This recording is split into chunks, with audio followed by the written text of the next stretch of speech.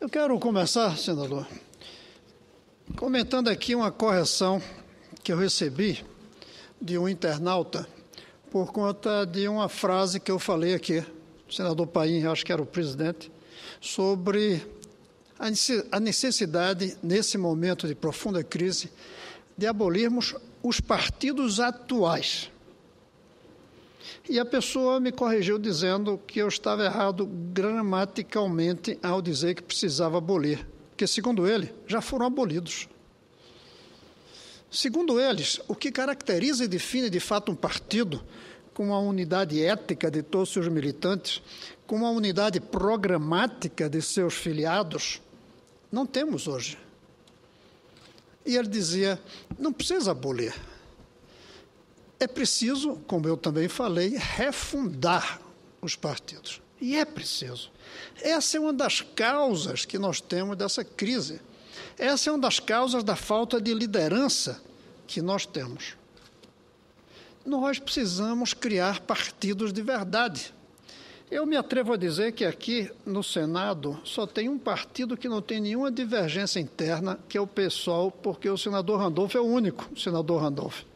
E é coerente, porque deve ter partido em que só tinha um militante e ele não tem unidade nem ética, nem programática. Pela variedade, pela perplexidade, pela esquizofrenia que existe hoje em todo o processo político, e ninguém está excluído.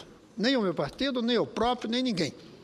Agora, nós temos que entender isso. E aqui, senador Jorge Viana, eu tenho a impressão que não estão entendendo ainda o que está acontecendo. Da mesma maneira que muitos não entenderam essa minha colocação, muitos não estão entendendo o que está acontecendo aí. E eu costumo dizer, nesses últimos dias, que bastam 2 palavras para explicar tudo isso, senador Paim. Caiu a ficha. 3, na verdade. Caiu a ficha. Há pouco, a senadora Ana Amélia comentava ali, eu acho até que ela deve falar sobre isso, mas toma a iniciativa de lembrar que muitas das pessoas que estão hoje nas manifestações foram ao exterior e viram como as coisas funcionam. Ela lembrava que até na Argentina, com toda a sua crise, o sistema de transporte público funciona melhor do que no Brasil.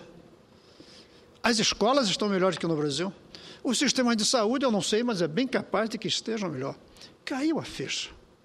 Caiu a ficha de que nós somos a 6ª economia do mundo e a 88ª em educação. Mas mais que isso, caiu a ficha de que sem educação o país não tem futuro. Essa ficha é nova. Não tinha caído ainda a ficha de que sem educação o Brasil não tem futuro. Caiu a ficha, e só muito recentemente eu comecei a ouvir aqui, que nós temos que manter, sim, enquanto for preciso, a Bolsa Família. Mas caiu a ficha de que nós não temos como abolir, extinguir, parar a Bolsa Família, porque não conseguimos absorver essas milhões de pessoas na modernidade. Caiu a ficha. Caiu a ficha de que, se continuarmos nesse rumo, a Bolsa Família se transforma não em um instrumento de transição, mas em um instrumento permanente. Caiu a ficha também que nós temos o mesmo modelo há 20 anos e que esse modelo se está esgotando. Não consegue mais crescer quanto se queria, ainda menos crescer como desejaríamos. Além de pequeno, é feio o nosso PIB. Aliás, o PIB é grande. A taxa de crescimento do PIB, além de pequena, o PIB é feio. Caiu a ficha de que esgotamos o modelo que mantinha a estabilidade monetária sob controle e que, de repente, isso é uma ilusão, porque a inflação chegou. Caíram as fichas. Caiu a ficha de que não apenas mantemos a corrupção, apesar da faxina feita pela presidenta, mas mais grave ainda, mantemos a impunidade na corrupção. Caiu a ficha. E ao cair a ficha, as pessoas foram para a rua. Caiu a ficha, senador Jorge, de que o povo pagou os estádios e não vai entrar neles. Não tem dinheiro. Não vai poder pagar o ingresso pelo valor cobrado pela FIFA. Caiu a ficha. Até muito pouco tempo atrás, havia a ilusão de que íamos ter uma Copa no Brasil, mas as pessoas vão ver a Copa da mesma maneira que assistiram a que foi no Japão, pela televisão. Caiu a ficha, sobretudo, de que se pode ir à rua com facilidade graças aos instrumentos da internet. Se descobriu essa coisa maravilhosa que é você fazer uma mensagem marcando uma passeata para daí a 2 dias, dizendo a hora, a cor da roupa que é para usar, a máscara que deve pintar na cara, e na hora aparece todo mundo. Porque antes, para convocar uma reunião, uma passeata, nós precisávamos fazer dezenas, centenas, milhares, senador Ricardo Ferraço, de reuniões de partidos, de ONGs, de movimentos. Precisávamos de semanas de preparação das faixas. Precisávamos de um tempo enorme para conseguir divulgação na televisão, nos jornais. Caiu a ficha de que isso não é mais necessário. De que com simples apertar de dedos no computador, as pessoas vão estar na manifestação naquele dia certo. Será que depois de tanta ficha caindo e colocando o povo na rua, não vai cair a ficha da gente de que algo tem que mudar? E esse algo não é a revolução na economia, essa precisa de ajuste. Não é a revolução no social, isso precisa de prioridades na saúde, na educação, na segurança. A revolução, a única possível, a fundamental hoje, é uma revolução na política, na maneira como nós fazemos política. É uma revolução que permita reduzir o custo das campanhas. E isso é fácil. É preciso fazer com que política, eleição, não seja apenas para benefício dos advogados e dos marqueteiros, como é hoje.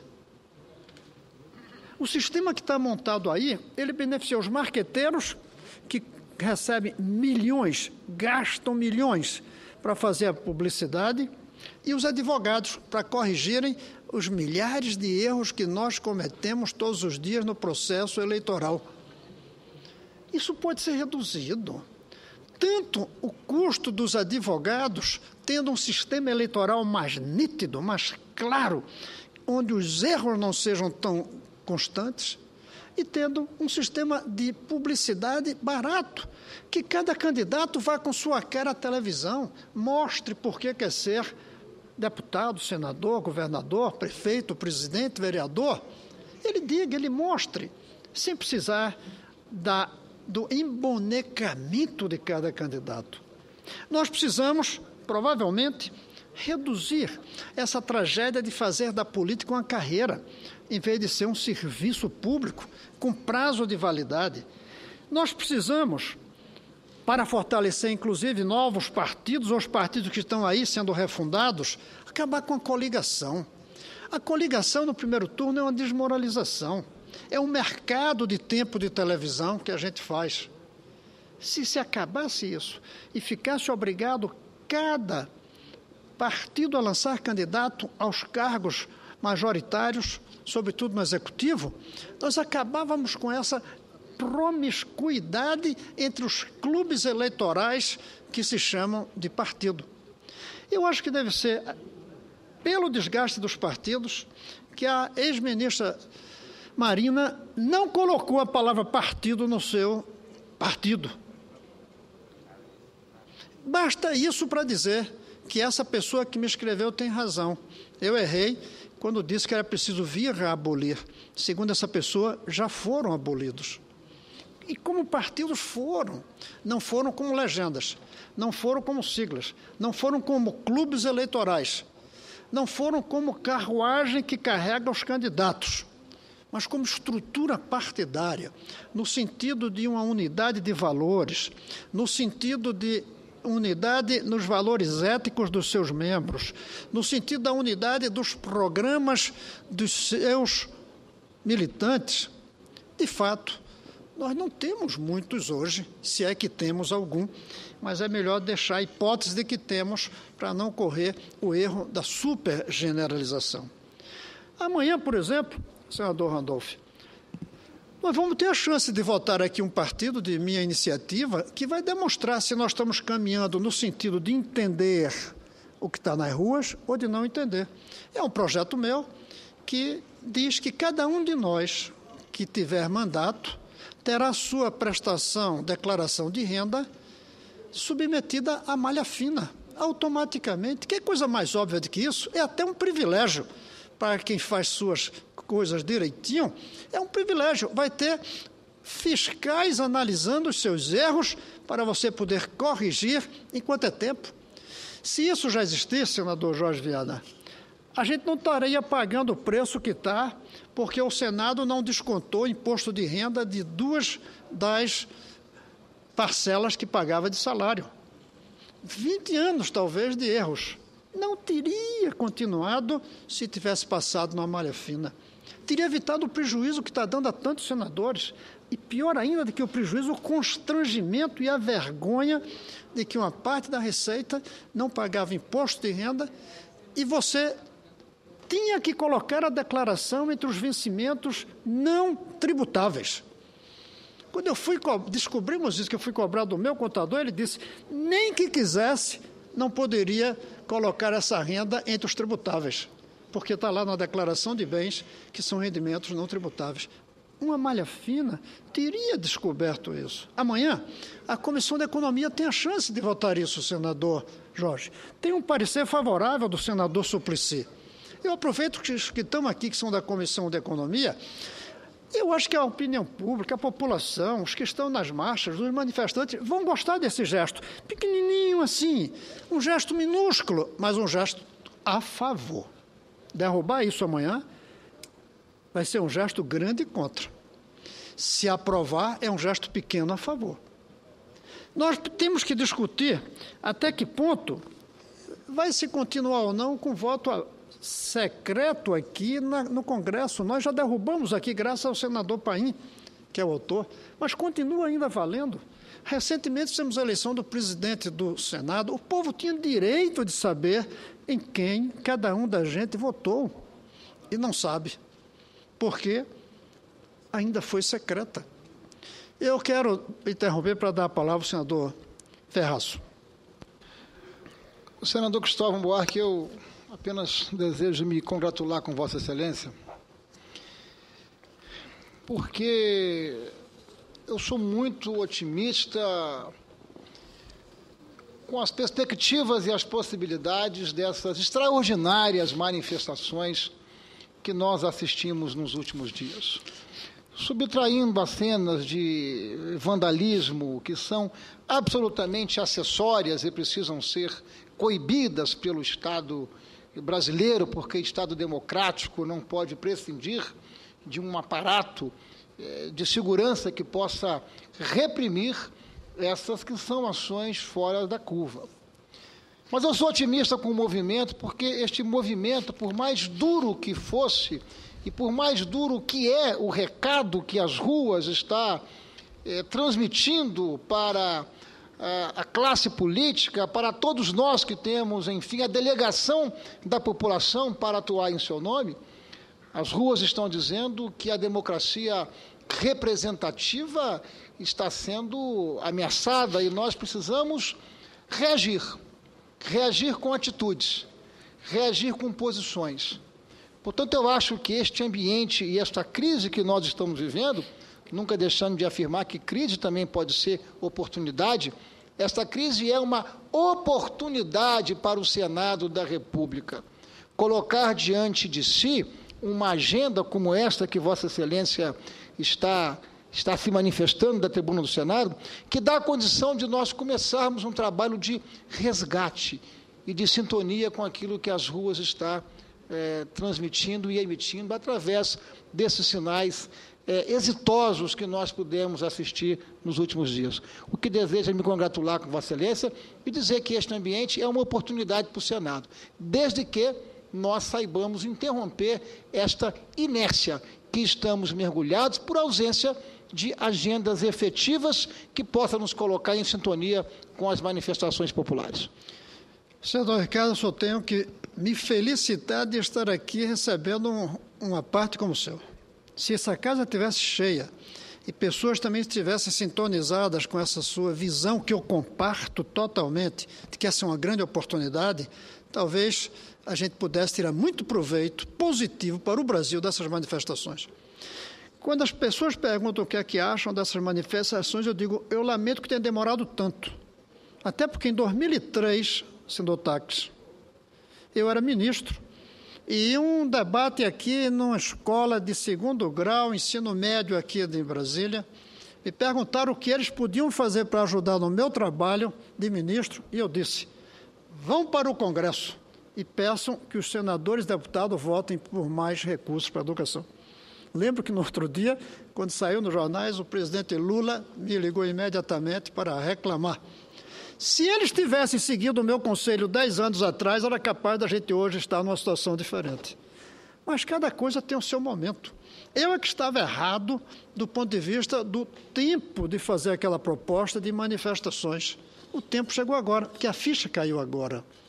Eu tinha, obviamente, pela idade, pela dedicação, obsessão, eu sabia que faltava dinheiro para a educação.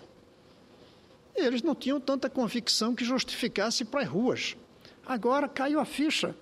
Caiu a ficha por diversas razões. Essa ficha precisa cair na cabeça da gente também. Precisa cair no coração da gente também. Precisamos despertar também, como os jovens já despertaram. E isso, se fizermos, o senador Ricardo Ferraz tem toda a razão. Será uma grande oportunidade para todos nós. Eu temo é que desperdicemos essa oportunidade, iludidos com o fato de que mais dia menos dias as manifestações vão sair das ruas e tudo cansa. Eu temo que as pessoas se acomodem, esquecendo, senador Taques, que a partir de agora as manifestações não param. Elas saem das ruas e ficam nos quartos onde estão os computadores. Mas estão ligados. Eles estão permanentes em manifestações invisíveis para quem não estiver ligado nas mídias sociais, mas eles estão permanentemente ligados e prontos para em poucas horas irem para a rua de novo quando for preciso. Eu passo a palavra ao senador Pedro Taques. Veja, senador Cristóvão, até esta expressão caiu a ficha é uma expressão hoje já quase que de antanho. Caiu a ficha. Hoje nós precisamos estar ligados, nós todos políticos. O meu temor, senador Cristóvão, é como Vossa Excelência disse, nós deixemos passar este momento histórico. Deixemos passar por falta de reformas, por falta de concretizar as nossas ações, os nossos discursos, as nossas reuniões. Se não chega ao final de uma nova reunião, nós vamos montar uma comissão para discutir o que está sendo aí debatido já há muito nas ruas. Penso, sem querer ser bidu, é até mesmo uma expressão de antanho, para descobrir o que esse cidadão da rua deseja, mas penso que os vários pontos em debate, eles se resumem a apenas 2. Quero ter essa veleidade de dizer isso.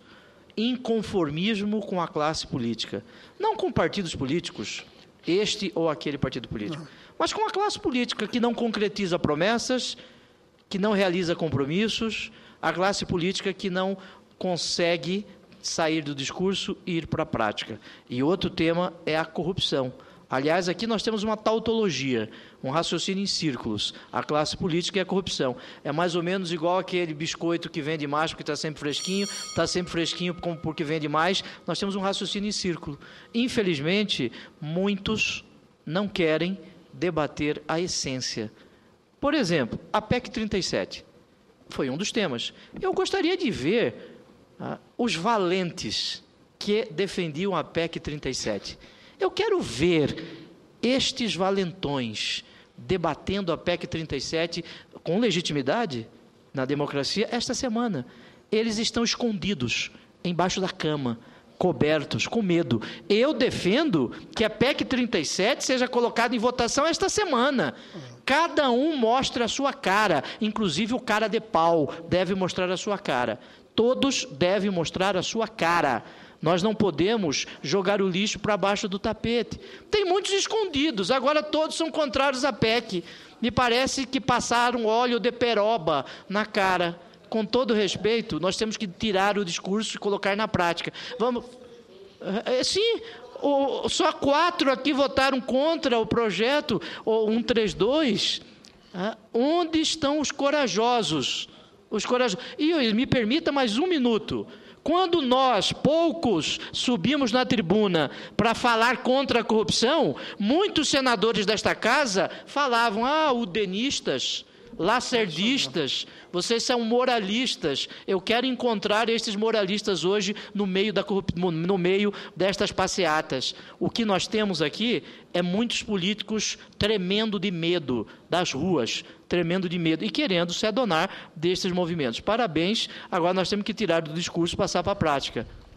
Algumas reformas políticas precisam ser feitas. Isso. Algumas reformas políticas. Porque o governo, nada contra a presidente Dilma, nada contra a coalizão que sustenta a presidente da República. O meu partido, o partido de Vossa Excelência, o PDT faz parte da coalizão. Agora, a coalizão não é submissão. A maior coalizão da história. Se a presidência da República, com os partidos que estão junto a ela, desejarem votar projetos estruturantes para o Brasil, este é o momento. No mais, é conversa fiada. Obrigado, senador. Eu quero primeiro falar da ideia da coalizão. Eu sou contra o tamanho dessa coalizão porque descaracteriza o governo. Fui contra nosso partido entrar com o ministério. Não precisa dar ministério para aprovarmos aqui o que for bom que venha do governo. E nem adianta ministério, porque nós não vamos fechar todos os militantes, todos os senadores, para aprovar projetos que nos pareçam ruins a um ou outro. A coalizão, senador, desde o começo, eu fui desse governo peruano, eu dizia, exageramos e nos descaracterizamos. E para manter a quantidade de cargos atendendo a coalizão, nós quebramos a qualidade do serviço público. Nós colocamos pessoas despreparadas. Daí a quebra na gestão. Daí o atraso nas obras. Nós fizemos no Brasil uma coalizão tão grande que virou uma geleia geral. Chegamos ao ponto de ter que ter o 39º ministério dado a um vice-governador de Estado.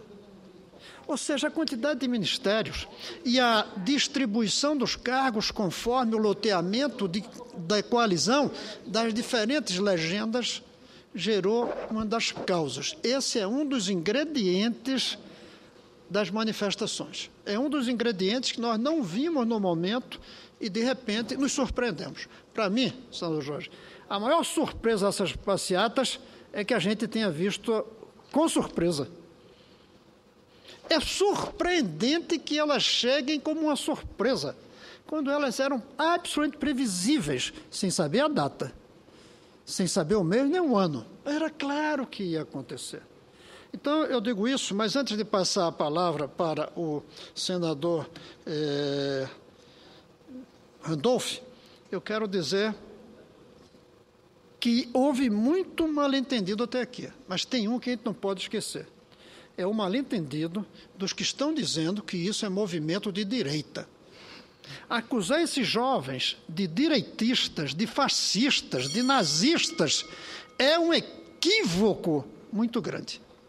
Eles são manifestantes descontentes, inconformados, que guardaram o inconformismo durante um bom tempo, os que são um pouco mais velhos, até que a bola estourou, até que a ficha caiu para valer. Por isso, esse é um dos mal-entendidos graves que eu vejo pela imprensa, pessoas, sobretudo do governo, dizendo que são jovens de direita que querem dar um golpe. Hoje, a única possibilidade de um golpe seria feita pela coalizão. E nenhum dos partidos da coalizão, com todos os seus erros, é golpista. Nenhum. Então, não há possibilidade disso. Tem que incentivar, observando e atendendo aquilo que esses jovens pedem. Mas antes de concluir, eu passo a palavra ao senador Randolph. Senador Cristóvão, primeiro dizer que sua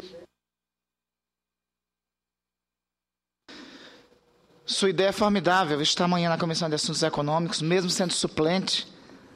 Tomara que vosso projeto seja aprovado. É um bom sinal que o Senado dá a aprovação de vosso projeto amanhã na CAI.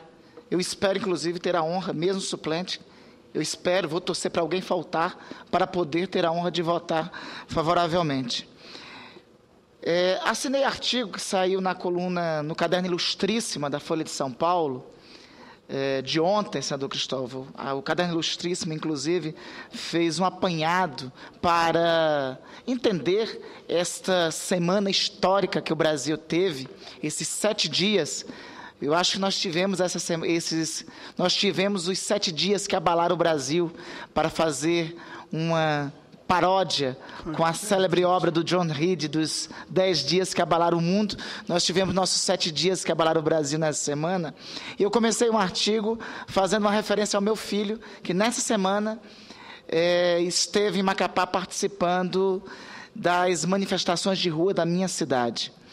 E eu queria fazer uma referência a isso, porque há 20 anos atrás, como todos aqui sabem, eu estava nas ruas participando de uma geração que estava ocupando as ruas com uma reivindicação específica, solicitando, pintando a cara, lutando por justiça, por impeachment, enfim. Então, estava nas ruas com uma reivindicação específica. E eu lembro que a minha geração, nas ruas também, era criminalizada.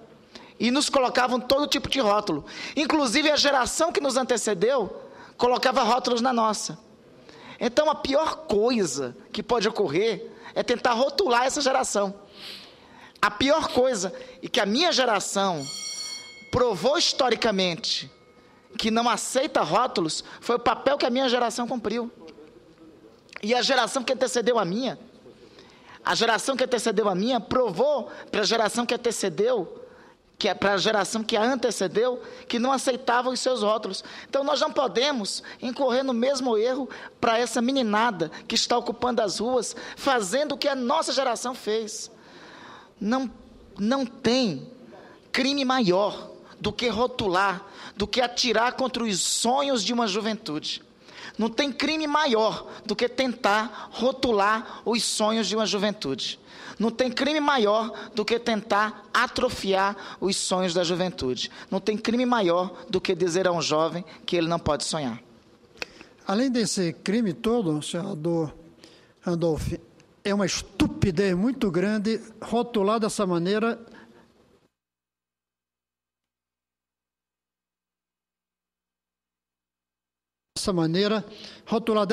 em vez de querer entender o que é que está acontecendo.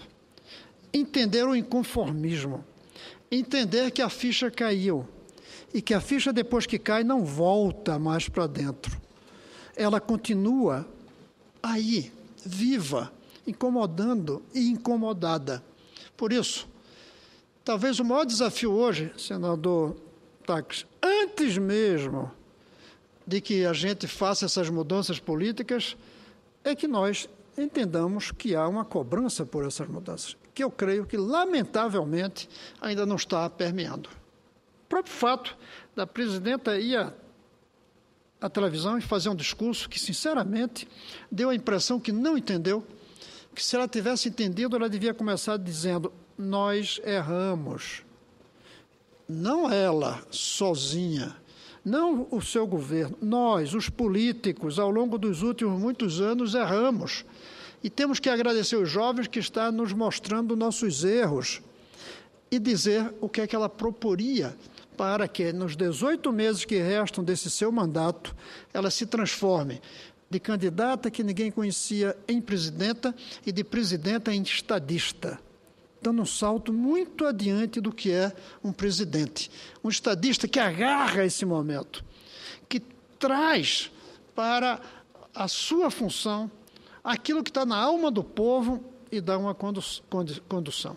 A presidenta Dilma foi eleita, e temos que entender isso não como uma crítica, por conta do carisma do presidente Lula, da força do presidente Lula. E até hoje, ela continua sendo aquela que o presidente Lula ungiu. A grande chance dela ser a presidenta estadista, ela assumir isso e levar adiante tudo aquilo que as crianças, os jovens, os adultos hoje nas ruas estão pedindo. Uma nova maneira de se fazer política no Brasil. Era isso, presidente.